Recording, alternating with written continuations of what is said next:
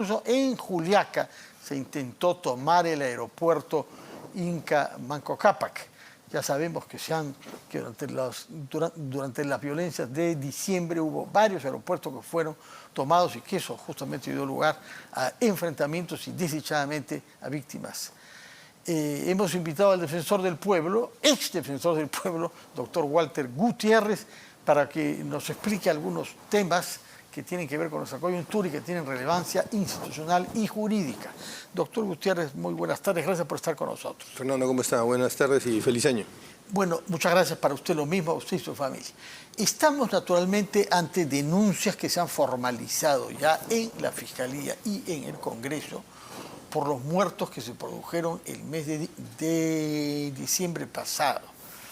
Estas denuncias han sido dirigidas contra la presidenta Dina Boluarte, contra el primer ministro de la época, el señor Angulo, y contra el ministro del Interior, señor Cervantes.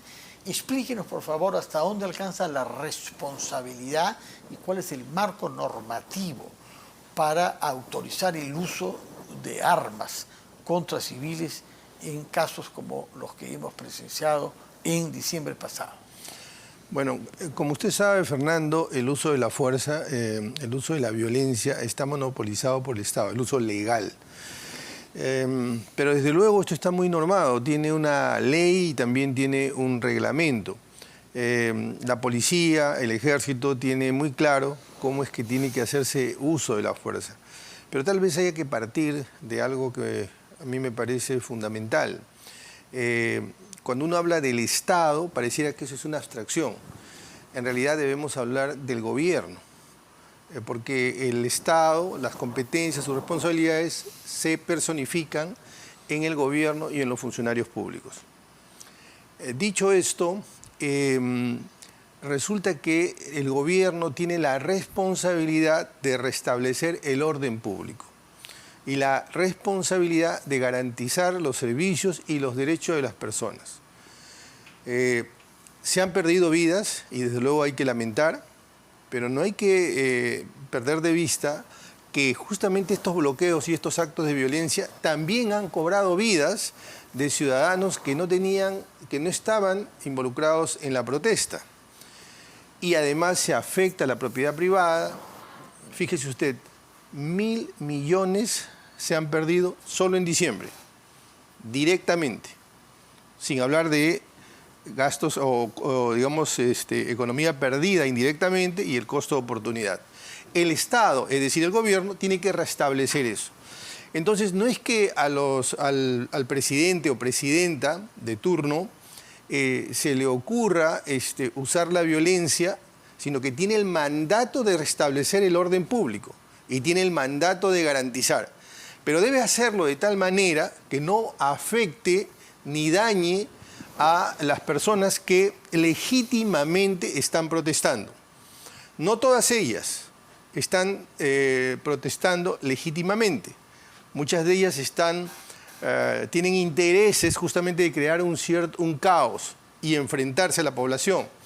Entonces, si usted bloquea una vía, usted está cometiendo un delito.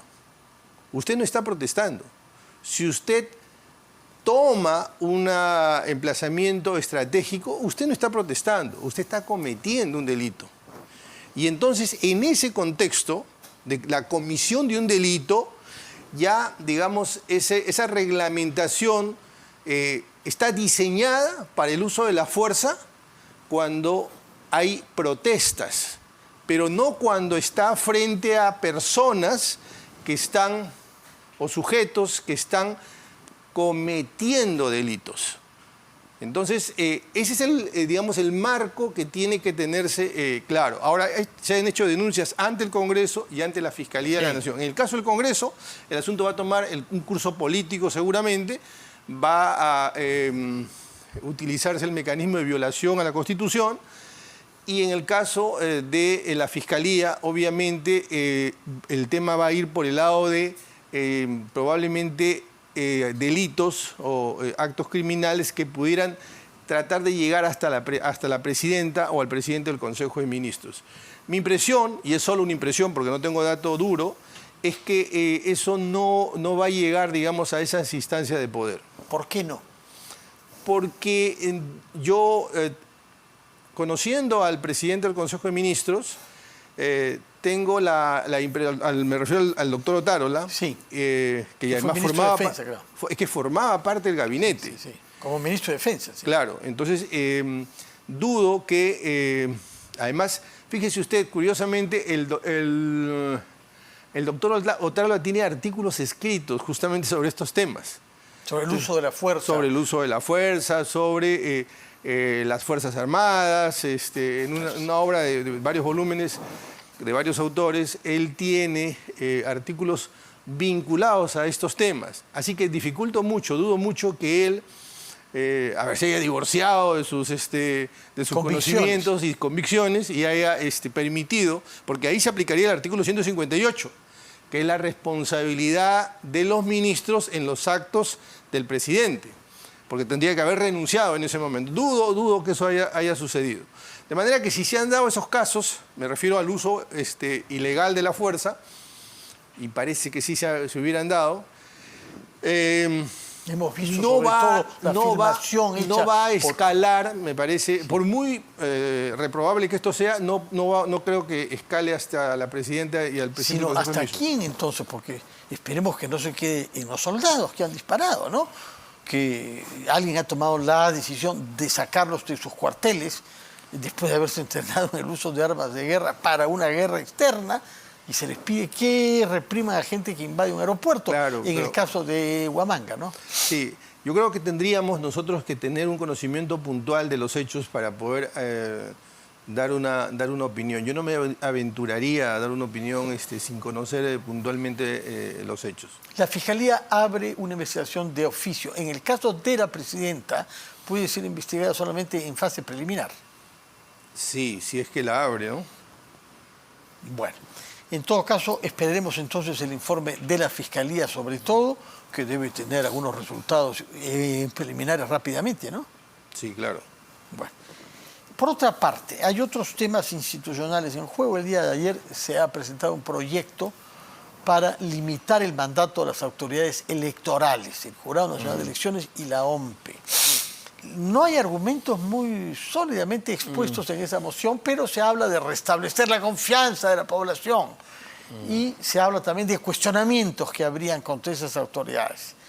Después de presentado el documento, es decir, no figura por escrito, se ha invocado el espíritu de la Constitución, que prevé que las autoridades electorales solamente supervisen un proceso electoral, es decir, no más de 5 años en funciones, ese lapso entre elección y elección.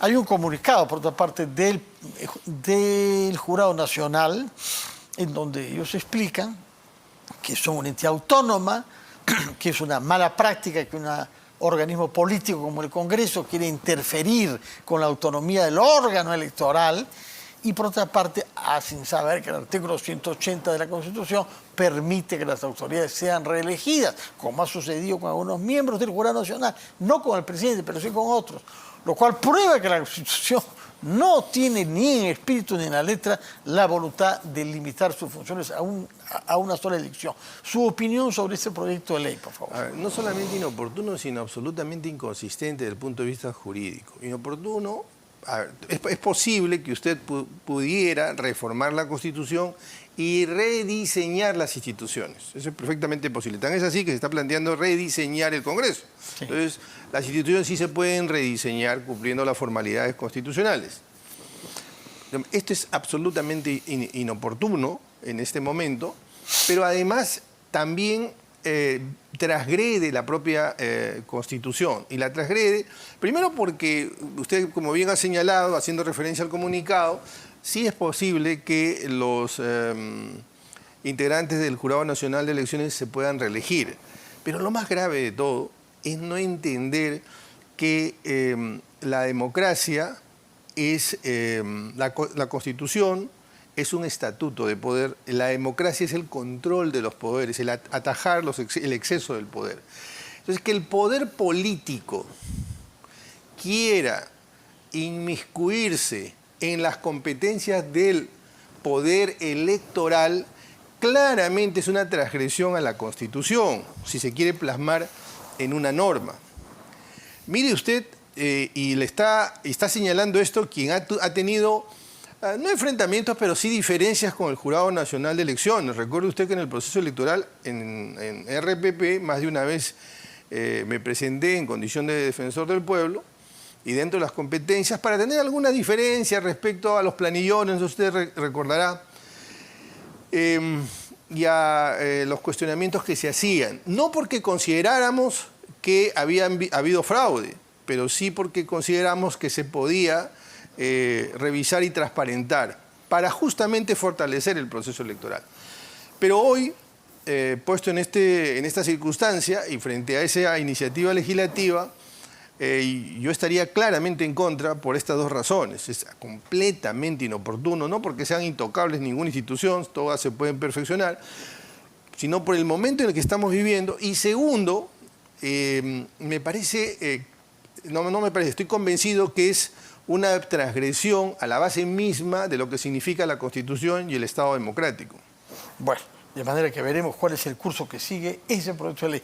Acaba de ser publicado, mientras usted hablaba, la sentencia del Tribunal Constitucional respecto de un muro que separaba el distrito de La Molina del de Villa María del Trufo. Lo tenemos en nuestra pantalla. Leo. Uno, declarar fundada la demanda formulada por Villa María del Trufo por la afectación al derecho a la libertad de tránsito y de manera conexa a los derechos de igualdad ante la ley y a la no discriminación. Ordenar la demolición total del muro que divide los distritos de Villa María del Trufo con La Molina en un plazo de 180 días calendario desde la publicación de la presente sentencia. Exhortar al Poder Ejecutivo para que disponga que las medidas necesarias para la implementación total y puesta en marcha del Parque Ecológico de La Molina.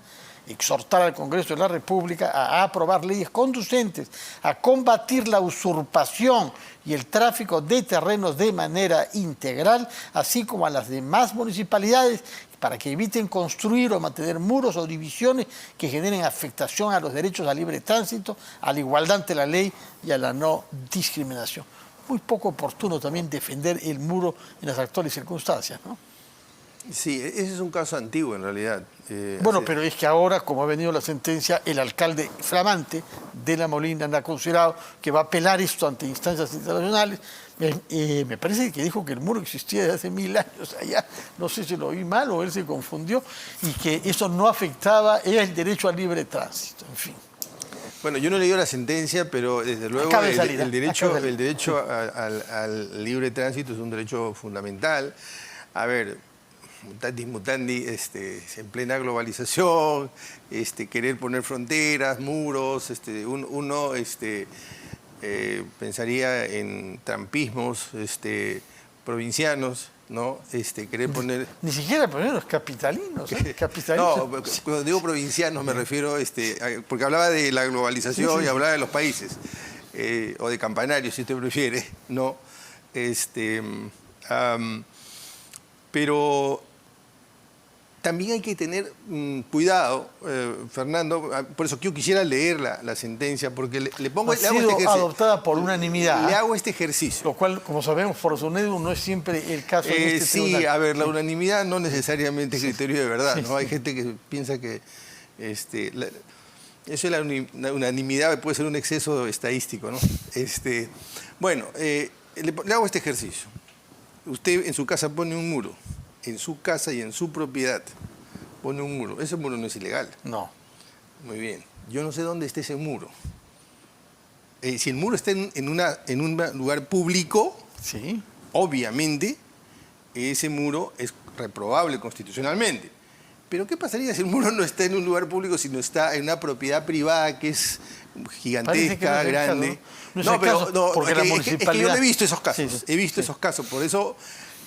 simplemente lo acoto, lo señalo, lo pongo, pero claro, pasa el tiempo y la propiedad es tan grande, o las propiedades han sido tan grandes, que ese muro ya resulta ofensivo si es que ya digamos, esa zona colinda con otro distrito. Y, de mucho menos recursos, ¿no? Acá por supuesto. Hay una oposición. Bueno, en todo caso, el tribunal habla de discriminación. Ellos hablan con conocimiento, ellos han visto yo no tengo los datos, ¿no? Bueno, entonces vayamos a un tema en el que usted ha sido tenaz desde hace mucho tiempo, la necesidad de introducir algunas reformas políticas en nuestro ordenamiento legal. Todo esto es mucho más patente ahora que antes, porque usted ha convivido durante los años que ha sido defensor del pueblo, 5 años, y unos meses más con 4 presidentes de la República diferentes. Con más. Sí, 5. Kuczynski, a ver, Kuczynski, Vizcarra, Merino, Sagasti, Castillo. 5 presidentes. Bueno, y con cada uno de ellos usted tuvo que ser incómodo, recordando, los derechos fundamentales, y dio mucho vigor a la calidad de los servicios públicos a los ciudadanos. Usted introdujo ese énfasis, ¿no? ¿Qué pasa con los hospitales? ¿Qué pasa con la administración de la salud? ¿Qué pasa con la educación? ¿Qué reformas crea usted ahora que hay que hacer para mejorar en algo nuestro clima de fricciones permanentes? Mire, voy a mencionar una. Probablemente mencione varias de las que alguno de sus invitados ya haya referido, pero voy a mencionar una que tal vez parezca inédita. Y digo pareja porque nosotros hemos conversado en sus programas, hemos conversado varias veces sobre este tema. Una reforma que a mí me parece fundamental en la Constitución es la introducción del principio de eficiencia. En el artículo 39 de la Constitución. El tribunal ha dicho en su obra, cuando ha interpretado, que la eficiencia es un principio implícito. Yo creo que hay que hacerlo explícito. ¿Y sabe por qué hay que hacerlo explícito, Fernando? Porque creo que en el gobierno de Castillo se ha demostrado lo fácil y rápido que se puede destruir la administración pública. De manera muy fácil, muy rápida, se puede infectar de gente corrupta, de gente incompetente. Y mire usted el enorme daño que significa esto en servicios públicos, en derechos, en desarrollo. Entonces, yo creo que esa reforma es fundamental. Introducirlo de manera explícita y luego que tenga un desarrollo normativo para que justamente luego no aparezca gente que se oponga al defensor en su momento o defensora en su momento, que salga a decir, usted, señor presidente, no es verdad que tiene patente de corsario para poner a quien quiera como ministro. Sí al de su confianza, sí a la persona en la que usted deposita, digamos, su confianza para la gestión pública, la gestión administrativa, pero no a cualquiera. Porque si no vamos a tener a los señores Bellido, que iba a liderar la política pública que combate contra la violencia de la mujer, pero él era medio misógino, ¿no es cierto? O va a tener usted un ministro de salud que cree en aguas mágicas.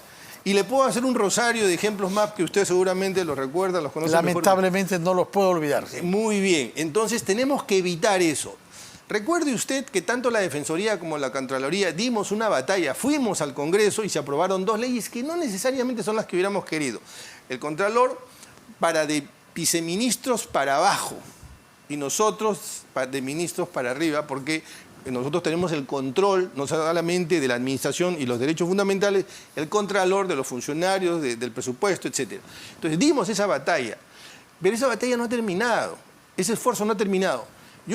Estoy completamente convencido que si algo bueno podemos sacar de esto, es esa reforma. Esa conciencia, así como la hiperinflación nos trajo conciencia de la necesidad de tener una política constante y ortodoxa macroeconómica, que de este desorden administrativo nos salga la conciencia compartida de que hay que tener criterios de exigencia y de eficiencia. Yo recuerdo que en una entrevista justamente puse ese ejemplo, que usted ingresa a un taxi y el taxista tal vez no le pueda decir a usted por qué los fundamentales de la economía tienen que mantenerse, deuda, inflación, etcétera, no gasto, ¿no? Tal vez no se lo va a decir de una manera elaborada, pero lo sabe. Esa conciencia de que tenemos que cuidar la administración, que la administración no es de quienes llegan. Y eso requiere, según usted, una reforma constitucional que introduzca la exigencia de eficiencia a todas las entidades públicas. Sí, ¿por qué? ¿Cómo se evalúa? ¿Quién evalúa? ¿Sabe por qué? Le voy a decir por qué. En la Constitución también hay un artículo que dice que se tiene que enseñar la Constitución. Y se ha eliminado el curso de educación cívica. O sea, ¿qué tal contradicción? Se ha eliminado el curso de educación cívica, que le enseña los derechos, que le va a enseñar sus responsabilidades, justamente. ¿Quién? Digamos, de manera macro, evidentemente esto tiene que ir a los colegios, tanto lo de la administración pública como en la enseñanza de la Constitución. Pero ya a nivel, digamos, de gestión pública y político, al presidente hay una sentencia del Tribunal Constitucional, si no me equivoco, del año 2018, que establece lo siguiente. Por si acaso, no es que hay solo 3 poderes. La Fiscalía es un poder y lo ha demostrado claramente esta vez. La Defensoría es un poder, la Defensoría del Pueblo. Esto lo subrayo, lo remarco, lo reitero, lo pongo en letras mayúsculas. La Defensoría no solamente es garante de derechos, también controla el poder y creo que se demostró en su momento. Entonces, esas son las organizaciones, la Contraloría, la Defensoría, la Fiscalía, el Poder Judicial, quienes controlan al Ejecutivo, no solo el poder político, que sería el legislativo, controlan al poder político y le dicen, cuidado, usted está excediendo su poder, porque usted no puede poner a cualquiera. ¿Usted ha escuchado alguna vez a los ministros diseñar, explicar lamentablemente una política en los últimos pública? 14 meses poco, muy poco. El tiempo corre, yo quería hacerle brevemente, porque estamos ya robando tiempo, oír su opinión sobre los criterios que deben tomarse en cuenta para nombrar a un defensor del pueblo. Se ha hecho saber que finalmente se ha tomado una decisión sobre la conformación de los miembros de la comisión que debe elegirlos, pero sobre el perfil que debe tener el defensor, su opinión. Bueno, en primer lugar, debe ser una persona que conozca muy bien lo que es... debe tener una cultura constitucional. Debe tener una cultura también respecto de los derechos humanos. No solamente la Constitución, tiene una parte orgánica, una parte del poder, una parte, digamos, de los derechos humanos. Permítame, por favor, producido. Estamos con el tiempo vencido, señor, pero quizás su reacción ante lo que ha escuchado, que en parte tiene que ver con lo que usted decía sobre modificar la Constitución para introducir el criterio de eficiencia.